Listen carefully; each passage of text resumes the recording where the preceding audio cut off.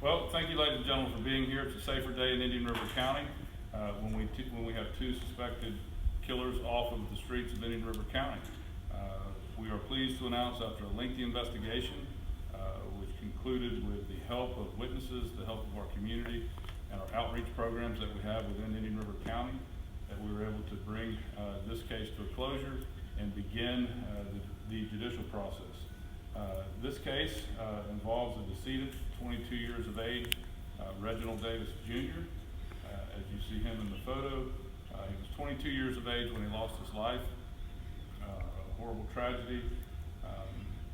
As we go forward, we'll discuss the suspects in this particular case. The first suspect is Deshaun Marshall. Mr. Marshall is currently in Okeechobee Youth Offender Program. Mr. Marshall, in fact, at the young age of 16, has 4 prior felony arrests, as well as numerous misdemeanor arrests. The grand jury indicted Mr. Marshall on Tuesday, and we patiently awaited his coming to Indian River County to face his charges as well. He was 15 when this incident occurred. Our next suspect is Kazori Henry. Kazori Henry is 17 years of age. He is in custody in Indian River County Jail. He will face first appearance in the morning, most likely no bond for Mr. Henry. At the age of 17, Mr. Henry has a history of 7 felony arrests, as well as 4 misdemeanor arrests. Both of these, as typical by juveniles, are being charged as adults because of the egregiousness of these crimes.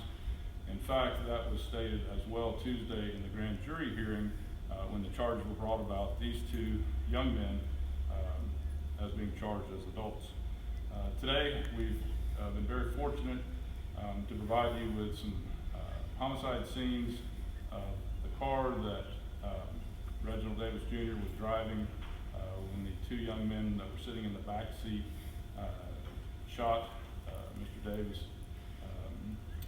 and he later expired 3 days later. That is a picture of the car where the suspects fled from, and our decedent was found behind the steering wheel.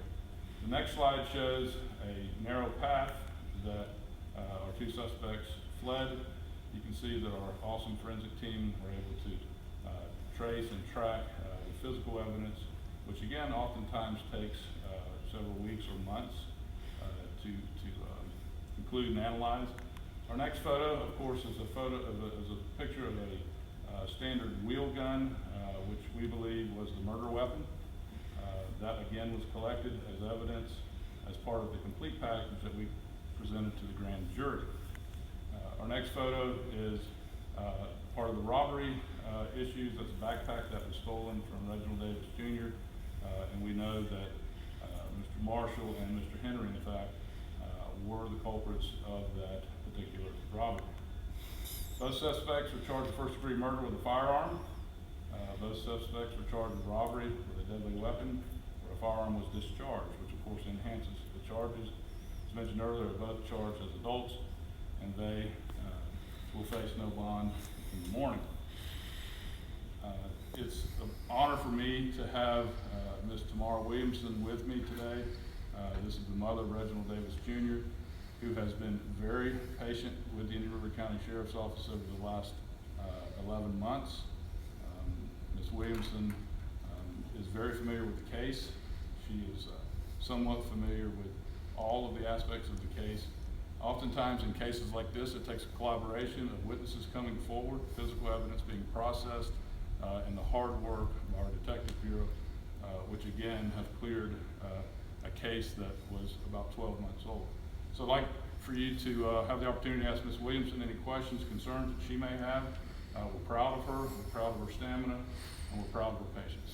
Ms. Tamara Williamson. What would you like the public to know about your son? Well, it's like they try to put my son like he was some type of drug dealer gone bad. And to me, my son was he was a graduate. He graduated 2012. And my son had a full 4-year scholarship to Indian River State College, where he had to take stock scholarship, where he was to go to school for 2 years here and then go to school 2 years anywhere in the state of Florida. He went the first year, but, you know, I guess college wasn't for him, so. I just don't want people to feel like everything that happens in Vero is a drug deal gone bad, because I think all kids experience with whatever they experience with, it's a learning process. They have time to grow. You can't say, you can't judge a 20-year-old for the rest of his life based on something he did as a child. You have to give them time to grow.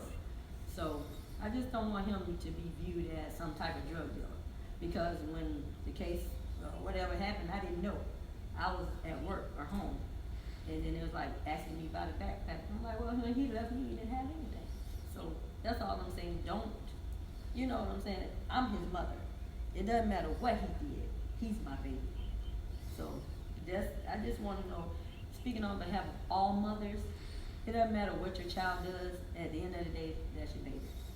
So that's all I have to say. Can you talk about just how difficult this has been? I mean, it's been a year. Okay, It's been well, a year, and now the I'm relief. gonna elaborate on that a little bit. It was my fault because Detective Clark, he came to me the day it happened, and I told him I wasn't ready yet. I've always been in contact with him. He's always been in contact with me. I just told him not right now. I didn't want to know who did anything. And then one day I just woke up and I wanted to know. And as soon as I let him know, he came right over. So he's been excellent. I don't have anything bad to say, because I'm the reason why it was took so long, because I just wasn't ready yet. Sure, but it's been, I mean, obviously the relief now to know and to have the people responsible. To me, relief, I already knew my son was dead at the time he died. So there was no relief. My crying that day gave me relief. I didn't want to know who killed my son. So that's why I told him I wasn't ready yet. So today doesn't bring any justice to me. I've already got justice because my son sent somebody to tell my mama to stop crying. He said, I'm happy. So my relief came a long time ago. But I just want you guys to recognize Mr. Clark, because he's the person that really, really has been with me the whole entire time, waiting on me to tell him to do what he does. And so when I told him I was ready, he came right over. So Do you have any feelings on the fact that these suspects were so young? Your son was so young. The thing about these suspects, I just feel like this. There's nothing's gonna bring my son back. But if you guys can stop somebody else's son from being murdered by putting these two little bad boys away, then I want that to be happening, because this is a community. We know everybody. Everybody knows everybody. So I know everybody's mom. But if you're gonna take two little boys and let them terrorize the whole neighborhood, that's not gonna work. Because you can get rid of these two bad apples, and then we can have our community back. And that's all I wanted, for them to get charged, and everybody can see that you can't go around doing what you want to do, that somebody's gonna get in trouble. So that's why I said I don't hate them, but I hate it had to get to this point to where now we're here. But if you can just set an example out of these two to make nobody else think they can just go around and shoot somebody, that's all. That's justice enough for me. How much do you miss your son? 22 years old. Oh, Jesus, every day I cry. I wake up in the middle of the night. Y'all probably see me going I go to the graveyard every day just because I want to talk to him. He was like my best friend. I didn't have a man. He was my man. And every time I needed a friend to talk to, he was always, Mom, don't worry about it. You know, he's like, I got you. So that's why I said they not only killed him, they killed me. That was all I had was him. So I'm dealing with it. But it's not an easy thing. Any more questions? Sheriff, just a couple questions for Sure. you, if you don't mind talking Sure. more about this investigation. Can you tell us when the tide changed as far as Sure. finding out who did this? Yeah, all too often in modern day law enforcement, we experience witnesses that for a variety of reasons do not want to come forward. Oftentimes that takes weeks, months, oftentimes years. This particular case, we were able to not only in conjunction with our physical evidence, witness statements that we'd already had, but when key witnesses come forward for a variety of reasons, That seems to expedite the case, and we're very proud of our community connections that come forward and allow us to solve these cases. When we have a vocal victim like Mrs. Williamson that we have constant contact with, that's one of the driving forces, of course, in law enforcement. We want to solve these cases, and it takes the right pieces of the puzzle to come together for us to frame those and present those to the grand jury in this particular case. And a grand jury of peers of Indian River County heard this case on Tuesday. They heard the physical evidence, the witness testimony, the deputies and detectives' testimony, and they came back with a true bill with respect of filing formal charges or probable cause for an arrest. And we're proud of Mrs. Williamson for being patient with us, and we need more patience from our community because sometimes it takes a while to solve these cases. Has there been a motive determined for this shooting? The motive appears to be robbery. Did the victim know the suspects? What was their connection? We believe so. The two young men that have been charged were actually given a ride by Reginald Davis Jr. And it was in that area, the area where he was shot. Was he shot after the ride? Sure. They had taken a brief ride, and then there was conversation between the two younger men in the back seat with Reginald Davis Jr., at which point the two co-defendants decided that they were going to rob him in addition to shoot him. Has it been determined whether it was cash or valuables that they took? Sure, in the duffel bag was a variety of things that the co-defendants desired to have. That's cash? I think it was a variety of things, but it was a robbery. Is there any? Are you guys releasing as far as like what was in that duffel We bag? will. We will as the case continues. Did you find the duffel bag in the possession of the defendants, or? We did not. Okay. That was on that trail that you saw, but again, the physical evidence and the technology that we have, particularly in our particular crime scene unit, all of those were able to connect all of those dots together. Can you talk about the tragedy? I mean, here we are, 3 young men essentially lost their lives. Obviously, if these 2 young men are convicted, we're talking a 17-year-old, 16-year-old, a 22-year-old. Well, when you're charged with first-degree murder with a firearm, and given the histories, again, when you have a situation where Mr. Marshall has 4 felony prior arrests, and Henry has 7 prior felony arrests. In fact, Henry was arrested 3 times in the month of April, last month, on April 4th, April 10th, and April 16th. And each time was returned to the Department of Juvenile Justice. Of course, he has been formally booked into the Indian River County Jail and awaits first appearance at 8:30 in the morning. What do you think this says about? I mean, obviously this has to send a message to young people. Sure. I mean, just the status of, I guess, youth crime. When because essentially you have 3 young men who've lost their lives over nothing. Sure, and that is our proactive message is that, as Mrs. Williamson said so eloquently, that this has got to end, and the only way this can end is for there to be ramifications, and that you see, as you just stated, that not only one person lost his life, but essentially the other 2 as well. Anything else? Ms. Williamson, the photo of your son, who's holding an infant, is that your grandchild?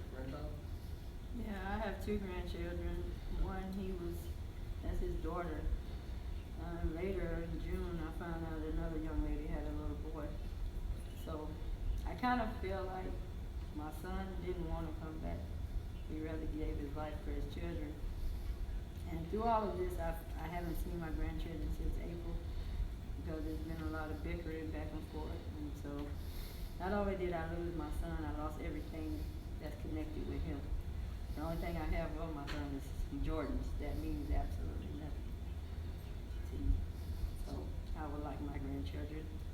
I want to see my grandkids, preferably my granddaughter, because the little boy, I don't have any rights to him, but I have all rights to Darla Davis. So that's who I want to see. the one in the photo that was? Yeah, was that's that the one that I raised for the first year of her life. Darla Davis. Her mom is keeping her from me for whatever reasons, but I would like for her to bring her back. But the little boy, my son signed his rights away for him for whatever reason, so I don't really have a connection with him. But I did have 2 kids. How old is Darla now? She just turned 1 April. Her birthday was on Good Friday of last year, April 3rd, so she's 1. And The little boy, his birthday is July 1st. He will be 1 on July 1st. His name is Kingston Thomas. Kingston. And he looks exactly like my son. They let me see him through Facebook, but that's all I get is Facebook. Yeah, That's not the yeah, same. That's not, So, Any but- more questions? Is it fair to say your family has pretty, been devastated, torn apart by Well, the this? only people that have been devastated is me and his sister and brother. This is his little brother and my daughter, who's not here.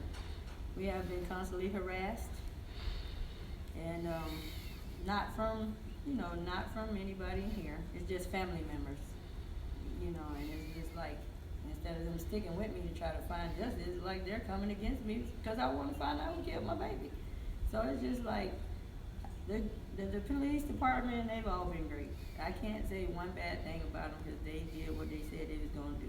They only came to me when I asked them, and when I asked them, they was there within 5 minutes. And, but everything that I've gotten is from family members that's supposed to be your family, but they haven't been cooperating with me, so. That's one thing, Corey, that we continue to ask our community to come forward a variety of ways. And that seems to be, that trend seems to be turning a bit, and we seem to be solving more crimes by families and victims coming forward. So thank you for your time. We'll be here the rest of the afternoon if you need anything.